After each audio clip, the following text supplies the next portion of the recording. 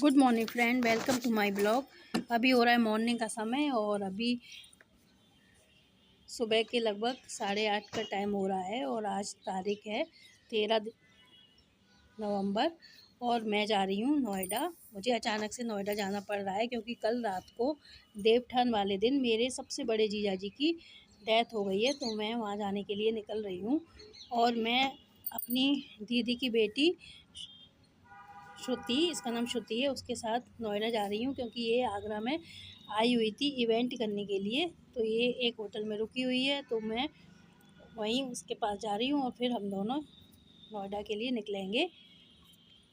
और by chance आज ये आगरा में थी तो मुझे इसका साथ मिल गया है, तो मैं इसके साथ नोएडा के लिए निकल रही हूँ। और ये इस होटल में ठहरी हुई थी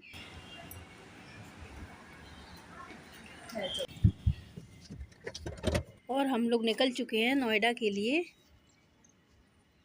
मैं अपने घर से अकेली ही जा रही हूँ और वापस मैं बस से आ जाऊँगी, लेकिन अभी इसके साथ मैं इसकी गाड़ी से जा रही हूँ। तो हमने नोएडा बुला ही लिया। और मॉर्निंग का समय है तो पूरी रोड अभी खाली भी है, कहीं भी कोई जाम वगैरह नहीं था, तो पहुँचने में ज़्यादा टाइम भी नहीं लगेगा।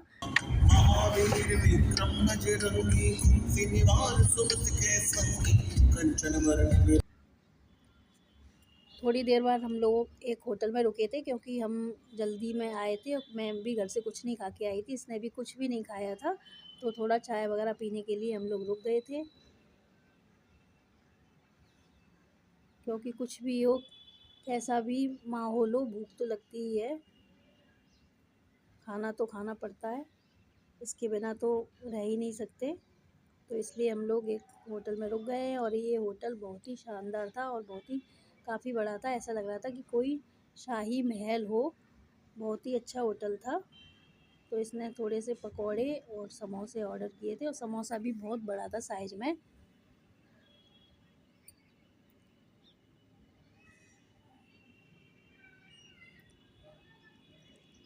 और इसके बाद हम फिर से निकल गए नोएडा के लिए। ये देखिए कितना बड़ा होटल है, एकदम शाही राज दरबार जैसा लग रहा है।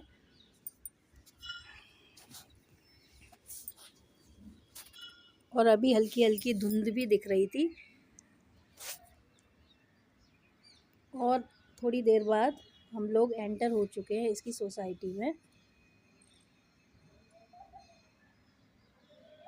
मैं आप लोगों को बता दूं कि मेरी ये बहन जो कि आगरा में रहती थी और मैं अक्सर इसके घर जाया करती थी और मैंने आप लोगों को कई बार इससे मिलवाया भी था। वो अब नोएडा में शिफ्ट हो गई है क्योंकि उसके बेटे की जॉब नोएडा में ही है, तो वो नोएडा आ गई है।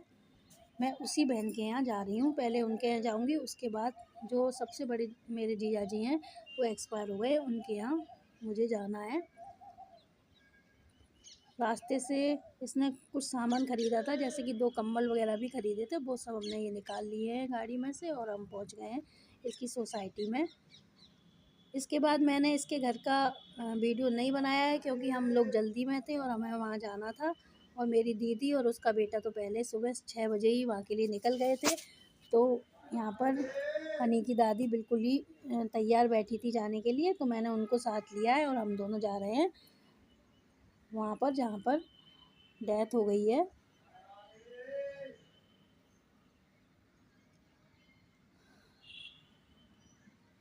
इनके घर से वो बड़े वाले जीजा जी का के घर का रास्ता लगभग आधा घंटे का ही होगा, ज़्यादा नहीं है।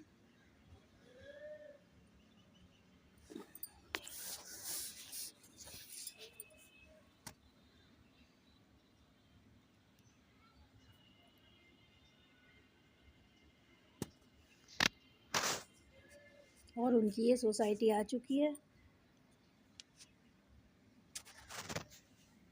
इसके बाद मैंने फ़ोन पर्स में रख लिया था, मैंने वहाँ का वीडियो नहीं बनाया है क्योंकि ऐसे समय पे वीडियो बनाना अच्छा नहीं लगता है।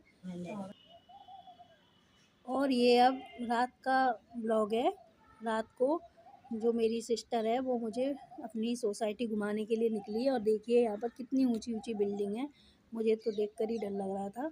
और काफ़ी सुंदर और बहुत बड़ी बिल्डिंग है, लाइटिंग वगैरह भी बहुत अच्छी हो रही थी। तो ये मुझे पूरी सोसाइटी घुमा रही है। मैंने इसके घर का वीडियो नहीं बनाया है क्योंकि वहाँ से आने के बाद हम लोग थके हुए भी थे और आकर खाना वाना बनाया, बहुत ज़्यादा थक गए थे तो फिर सो गए थे थोड़ी देर के लिए, तो मैं फिर वीडियो नहीं बनाया है वहाँ का। फिर कभी इसके घर आना हुआ तो मैं इसके घर का व्यू आपको दिखाऊंगी।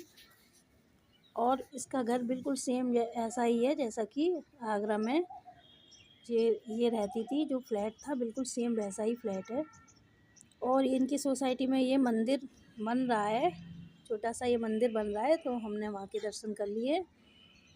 और अभी इसमें आरती वगैरह हुई नहीं है, पंडित जी को आने में देर थी, तो हम लोग फिर से एक चक्कर पूरी सोसाइटी का लगा लिया था।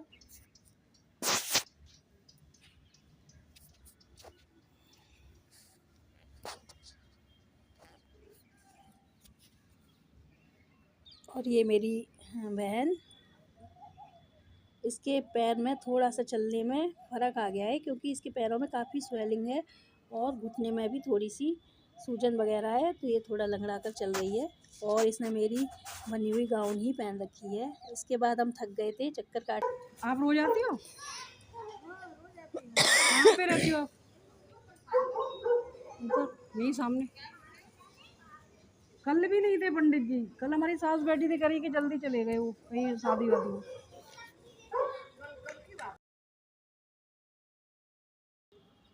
और इसके बाद थोड़ी देर बाद ही पंडित जी आ गए थे, तो उन्होंने हनुमान चालीसा का पाठ किया और आरती वगैरह की। और ये दूसरे दिन का ब्लॉग है। मैं वापस आगरा जा रही हूँ, अभी दोपहर के लगभग 1:30 बज रहे हैं और मुझे बस स्टॉप तक जाना है। और ड्राइवर भैया मुझे स्कूटी से बस स्टॉप तक छोड़ने जा रहे हैं क्योंकि घर पर बच्चे वगैरह अकेले हैं। और आज थर्सडे था, तो वहाँ जहाँ डेथ हुई है जीजा जी की, वहाँ जा नहीं सकते थे, थर्सडे को जाते नहीं हैं, इसलिए मैं वापस आगरा आ रही हूँ। और मुझे जैसे ही मैं बस स्टॉप तक पहुँची हूँ, मुझे बस बिल्कुल तैयार खड़ी मिल गई थी। ड्राइवर भैया ने मुझे बस में अच्छे से बिठा दिया था। मैं पहली बार ऐसा मौका आया है जब मैं अकेली ही सफ़र कर रही हूँ। वैसे मैं आगरा से जलेसर अपनी ससुराल तो कई बार बस से अकेली गई हूँ, लेकिन इतनी दूर नोएडा दिल्ली में बस से अकेले कभी भी सफ़र नहीं किया है और ऐसा कभी मौका भी नहीं मिला था। तो आज मैं थोड़ा अजीब तो लग रहा ही है, लेकिन कुछ नहीं, बस में इतने सारे लोग हैं, दिन का समय है, तो सफ़र आराम से कट ही जाएगा। और सीधे बस आगरा बस स्टॉप पर ही उतरना है और बीच में कहीं बस रुकनी भी नहीं है, तो कोई प्रॉब्लम भी नहीं थी।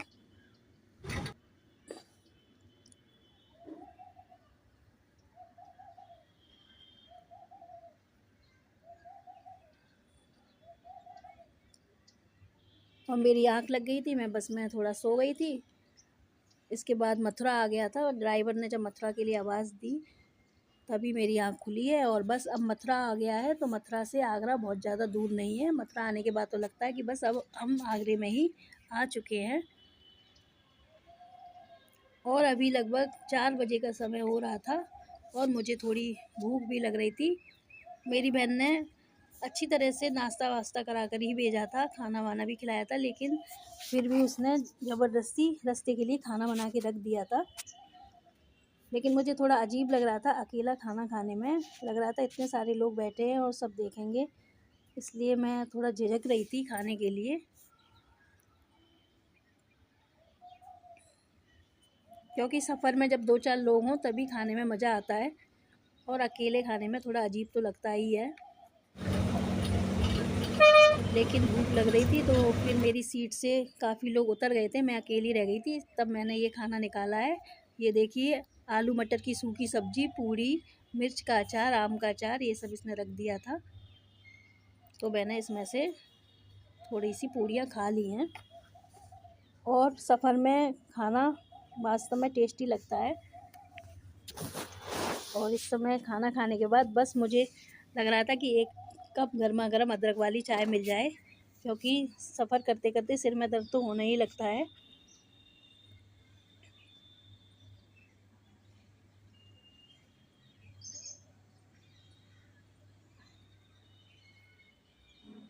और बस मैं अब आगरा पहुंच चुकी हूँ। इसके बाद मैं ऑटो के लिए वेट कर रही थी। ऑटो बोदला तक जो भी ऑटो जाएगा मैं उसमें बैठ जाऊंगी और बोदला पहुंचने के बाद मैं अपने बेटे को फ़ोन कर दूंगी, तो वो मुझे बोदला तक लेने के लिए आ जाएगा। इस तरह से मेरा सफ़र बहुत ही आसान रहा, मुझे कोई भी परेशानी नहीं हुई। और अब अगर आगे भी कभी मौका मिला तो मैं अकेले सफ़र कर सकती हूँ।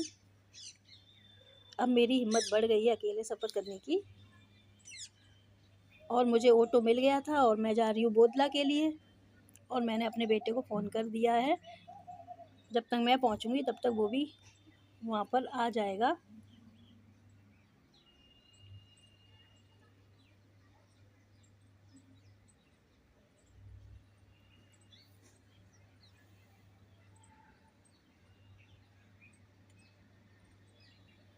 आगरा से अपनी बहन की बेटी के साथ चली गई थी, तो बिल्कुल भी परेशानी नहीं हुई जाने में। वो अक्सर आगरा आती रहती है, तो जब भी मुझे जाना होगा मैं उसके साथ चली जाया करूँगी। और बस मैं अपने घर में एंटर हो चुकी हूँ और देखती हूँ अब घर का क्या हाल कर रखा है इन लोगों ने, क्योंकि अगर घर में कोई लेडी ना हो तो घर थोड़ा अस्त व्यस्त हो ही जाता है। और मैं जैसे ही एंटर किया देखा लाइट नहीं आ रही थी, तो बस मैं अब इस ब्लॉग का यहीं पर एंड करती हूँ। मिलती हूँ आपसे अपने नेक्स्ट ब्लॉग में, तब तक के लिए बाय, टेक केयर।